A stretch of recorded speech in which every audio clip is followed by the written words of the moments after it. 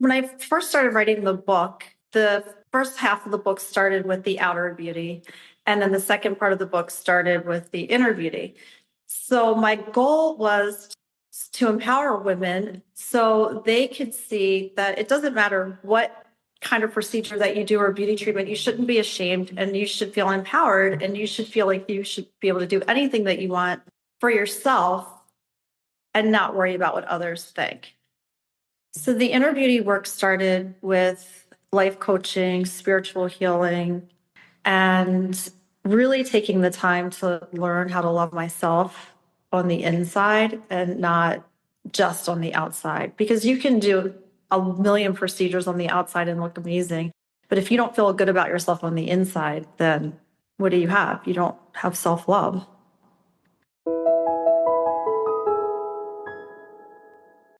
Welcome to Linda's Corner, where we bring more hope, healing, and happiness to the world. My name is Linda Bjork, and today we're going to be talking about internal and external beauty.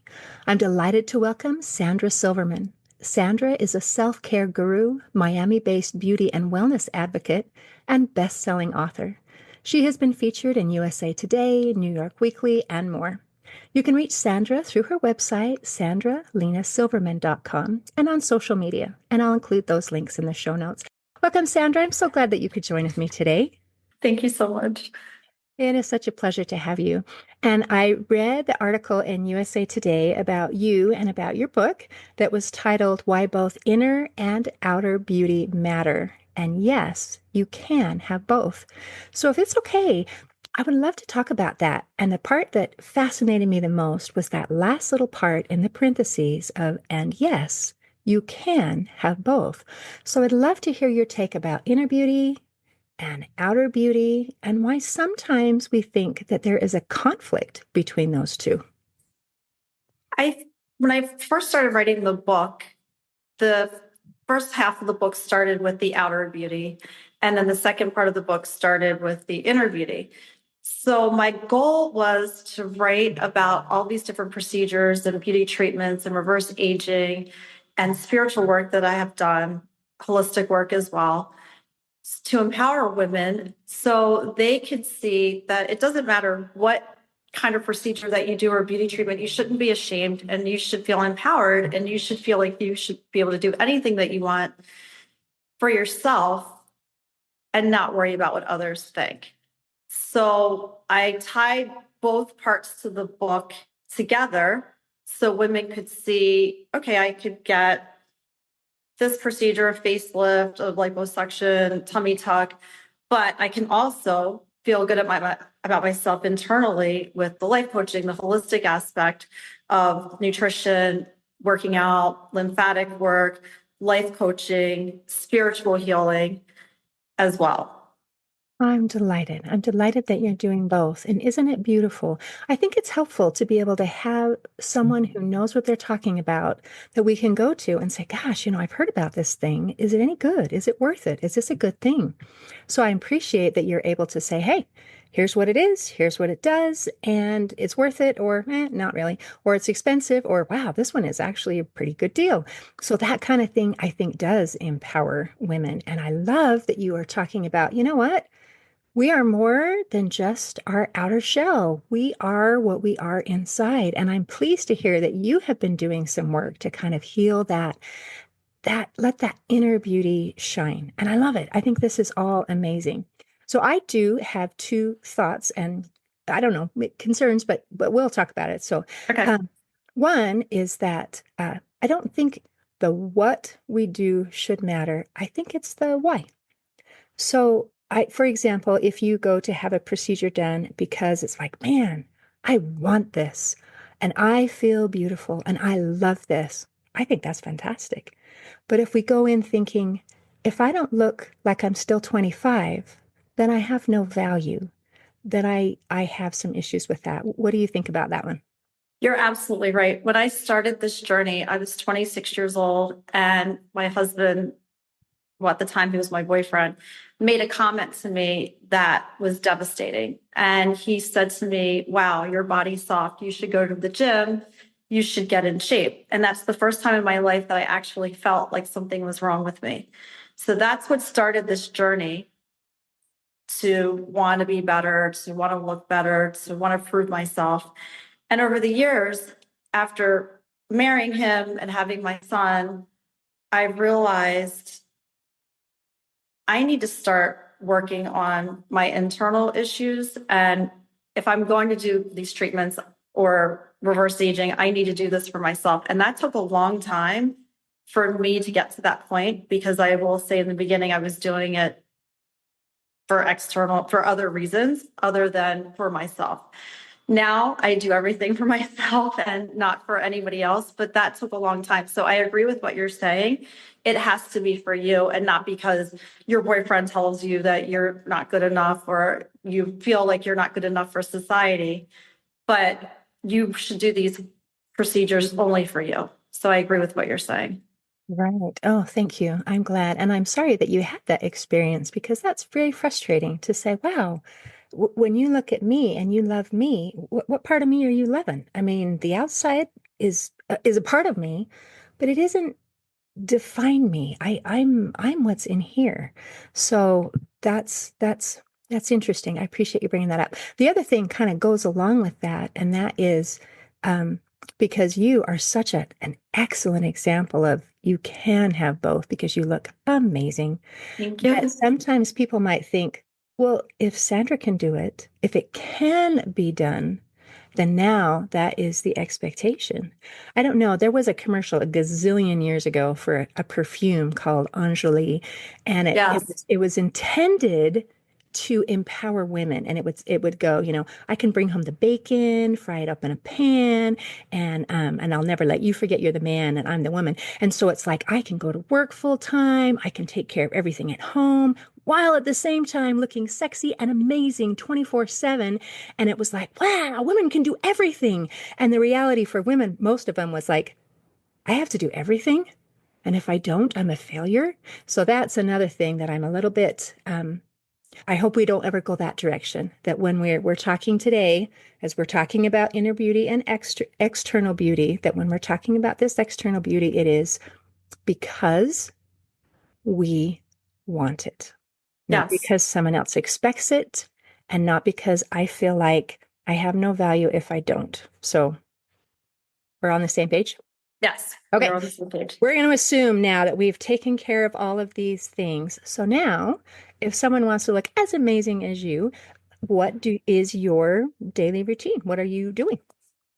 My daily routine starts at some days 8 a.m. where I do connective body work, connective tissue body work. That's 2 days a week. And then I go to the gym from 9 to 11. I'm a vegetarian. So during that time, I drink a 40-gram protein shake. And then I eat protein donuts, which are 30 grams total for 2 donuts. And they're made out of egg whites. I do weightlifting 6 days per week for an hour. And then the second hour, I do lymphatic work. Then at 11, I have my third meal of the day, which I eat eggs. So I eat 3 eggs sunny side up with a hash brown. And then the rest of the day would be a treatment, working on my second book, a podcast, whatever that is for the day. And whatever else I eat which would be a salad or snacks. It doesn't really matter, but those grams of protein I already eat those early before noon. So that works for me as a daily routine. And I don't usually switch that routine unless I'm on vacation.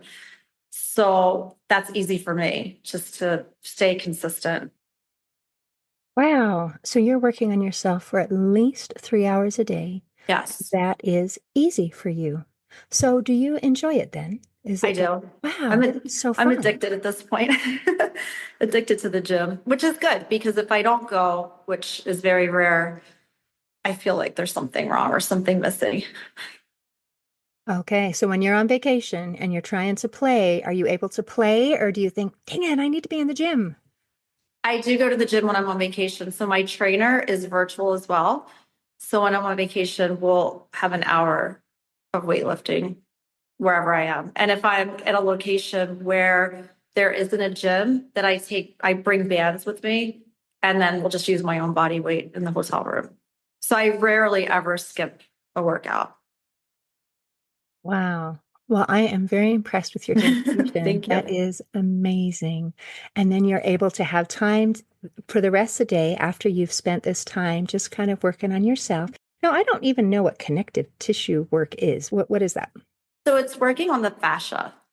So basically, instead of a massage, it's all fascia work and lengthening, which has been very helpful for me in terms of keeping my body aligned. Okay. Wow. All right.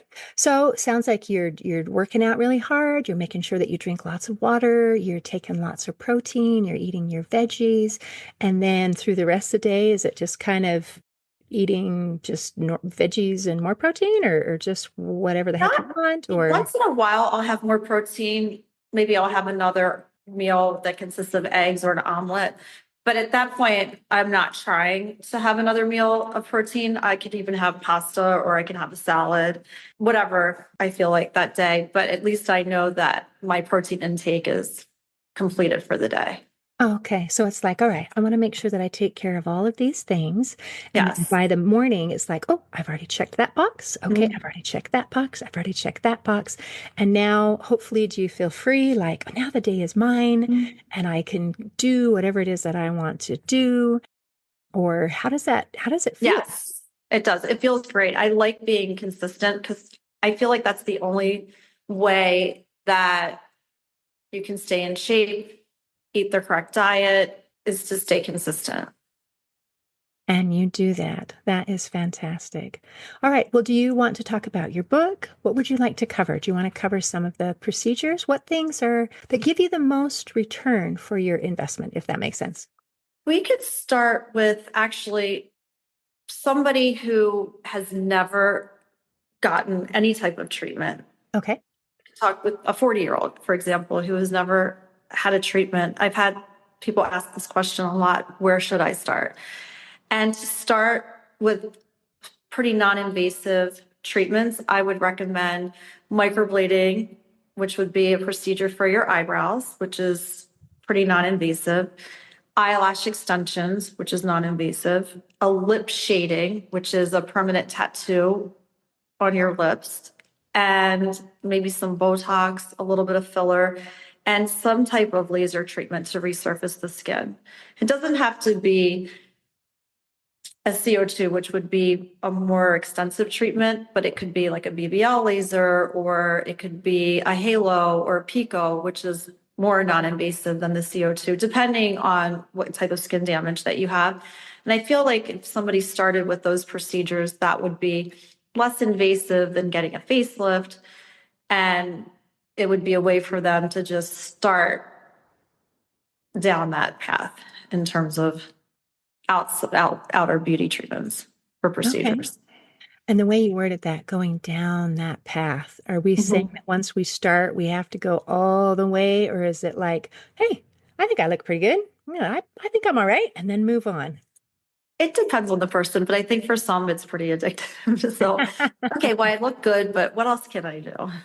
How can I look a little bit better? The other important part would be lymphatic. So, a lot of women probably don't do the lymphatic work. I feel like it's very important. I actually hold a lot of water. So, the lymphatic treatments are really important for me on a daily basis.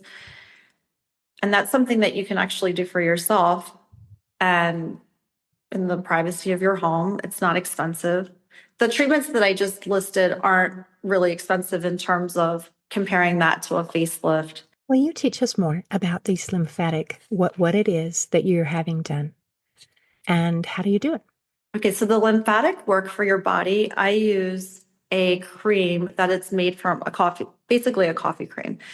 And that's very helpful, especially if you have cellulite, with a fascia blaster. So the fascia blaster you can get on Amazon. It's the product is called Ashley Black Fascia Blaster. And basically you just rub your legs front and back, and you can do that yourself with that cream. And if you have cellulite, it's perfect because it helps so much for women that do have cellulite, back of their legs. And in terms of rolling the rest of your body, you can use a gua sha. I use a metal gua sha because I always break the actual gua shas that are made from jade. So I use that, the metal gua sha, for my stomach and my face. And then I use the fascia blaster for my body. That is awesome. So in your book, you list like the names of the products and where to get it and that sort of thing. Those products are on my Instagram. So my Instagram is at Sandra Lena Silverman. And I actually show on Instagram all the products and how you use them. Oh, that's There are fun. videos on the Instagram, but that's the best way to see. That's a point of reference that for people that read my book. So they can just go to my Instagram to actually see the videos of what I discuss in the book, whether it's treatments with threads or filler or Botox or CO2 laser. All of that's on my Instagram. Fantastic. And we're kind of limited with a podcast in that we're using our words to try to describe things. And sometimes you really need a picture. And so Yes. that's nice that you have some videos so that you can just say, okay, not just this word, not just this name, not just the name of this treatment, but let me show you. Let me Yes. show you what I'm talking about. And so that would be excellent. So for anybody who's curious, I guess the best thing to do is go to your Instagram and maybe even go to your Yes. Instagram first and then say, oh, well, maybe I need the book so I know what it is that you're talking about. But go to the Instagram first to say, The oh, book is very informative. I had a lot of experts in the book talk about each procedure. So from that aspect, it's very informative and the explanations are amazing. So if, for example, if you want the microblading and eyeshadowing for your eyebrows, it's step by step in the book explaining how the process works and what to expect. And I also show that as well on Instagram. you do, you show it. Well, how do you do that? Because weren't you already done before you? I mean, No, for microblading and eyeshadowing, that's something you have to repeat once a year. you have to repeat it once a year? Yes, because it fades. So you're just microblading where the eyebrow is creates strokes that look exactly like the hair on your eyebrow. Okay. It looks very natural, but you do have to repeat. Most procedures you have to repeat. That's the biggest misconception that people have about facelifts, because a woman will think, oh, I can get a facelift at 45 or 50, and I won't ever have to do work to my face again. And that actually is not the case. So nothing lasts in this world in terms of beauty treatments and procedures. So you're constantly having to repeat, add more, doesn't last forever. None of And the it's good procedures to know. last. Because Yes. that is, I mean, that's a misconception that I had. It was just like, oh, Yes. you'd get it done and you're done. No. So this is something that needs to be repeated all the time. Yes. Hmm. For example, I got my facelift at 47. I'm now 53, and I still have to go for tweaks in terms of Botox, filler once in a while. I may do a PDO thread in my face on one side and the other, but not a lot. It's different than somebody who hasn't had a facelift. And let's say the person's like 55 or 60 and they would have to do a lot of threads, a lot of filler. And that becomes very time consuming and very costly. That's why I recommend, and I recommended this in the book, for women to get a facelift in their 40s if they can, because in your 40s, you would need a mini facelift that you can actually maintain over time, as opposed to waiting and look the most natural, as opposed to waiting until you're late 50s, 60. Then that requires a lot more work from the surgeon, and you don't look as natural as you would in your 40s. Well, that's good to know. That's something I would not have expected. So it's something that you do, and then you have to keep repeating. And if you start a little younger, then the results are more natural. Yes, Because and it's less sometimes, work, okay, yeah, and it's less. meaning less filler, less Botox, less threads, if that's what you want. But the facelift will not last in terms of, you're not going to look exactly like you did the moment you got your facelift and healed. Eventually gravity takes over and you are going to have to do some tweaks. Not a lot, but some. And then you would have to repeat the facelift again, I would say 10 to 15 years after. Okay. And that would be like the full kind of facelift, not just a little. Maybe depending on how you age. It just depends. And you mentioned, you get your facelift and then you heal. So how much healing time is required for different procedures? A mini facelift, I would say 2 weeks at the most. A non-invasive thread or filler, you're healed pretty much right away. So a lot of people opt for that. I just feel like that's a lot of maintenance. If you have, like, if your jowls are sagging, that's a lot of maintenance to have to continue because you can't get away with just one thread on each side. You have to do a lot of threads to lift and it doesn't last. So it's, for me, I feel like it's better to invest your money, find the right surgeon, get the facelift, and then maintain over time. Okay. So I am so clueless. What is a thread? So the PDO thread gets injected. I have that, I show that as well on my Instagram on the neck, but it gets injected and actually lifts the skin. So it's a thread that gets injected. Let's say this is the point of entrance right here. It will go down to here and then you pull upward and tie the thread. And that's all. You wouldn't be able to see it visibly. Wow, that's fascinating. It's called Okay. it's called a PDO thread. And it creates collagen. It lifts, it creates collagen. But it's not something that you would want to do all the time. And it's not something, if you do have sagging issues, I feel like the facelift is better just to cut the skin and then maintain, like I said, with a thread here, a thread there over time, or lifting with Botox or filler as well. Okay. Wow. That's a whole new world. So I'm Yes. glad that you're able to put things together in a book so that if someone is super interested and said, "Wow, I would like to try that," then you can give them a starting point. This is what Yes. this is, and this is what kind of results you can expect, and this is where this is going. Wow. And in Okay. the book, we talk about the different types of facelifts because there's so many. So we talk about all the different types of facelifts, the different areas that people get lifted on the face, the neck. Talk about even body threads, lifting your knees with threads. I actually cut my elbow skin and did an elbow lift, which isn't very common. I talk about that in the book. So there's so many procedures that I discuss in the book. There's a few that I made mistakes. I discuss those as well. Oh, what kinds And of for mistakes? anybody that's interested, I was in a people.com 2 weeks ago discussing the two procedures that were the biggest mistakes that I made. Why did the procedures and why they were a mistake and why I would not recommend them. And so then that article, it explains step by step. And for somebody that hasn't read the book that just wants to go online, I also show before and after photos for my knees, for the facelift, and that's all in the article as well. So I do talk about the mistakes as well as the more productive procedures. So when you say a mistake, is it because you didn't appreciate the results, or is it because it caused damage? Or, I mean, what makes it a Both. mistake? So the first procedure was called a Y lift. So at age 43, I had a lot of elasticity here and I wanted a facelift, and my mother talked me out of it and I listened. And one day I was at the gym and I was watching Good Morning America and I saw a gentleman, a doctor in New York on Good Morning America performing this Y lift that he created, which would be a lot of filler that he uses with a cannula that goes deeper into the muscle area to lift. So I thought, this is amazing. I'm going. So I went to New York. I did the procedure. I had really great results.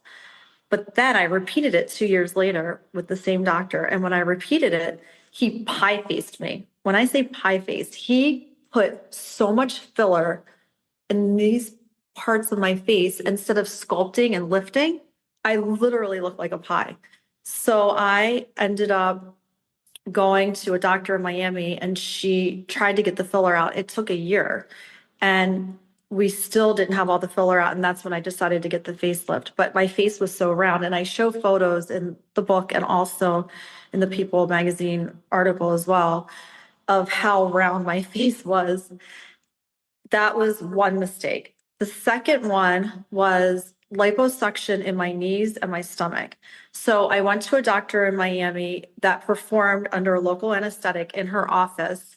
She's a dermatologist, and she took out so much fat that I actually needed, to where the skin started sagging, my knees started sagging really bad, and my stomach. So I was able to correct the stomach with a mini tummy tuck with the sagging skin, but my knees have been an uphill battle. So I'm constantly putting filler in my knees and also lifting with body threads as well. So that those are two procedures that I regret the most.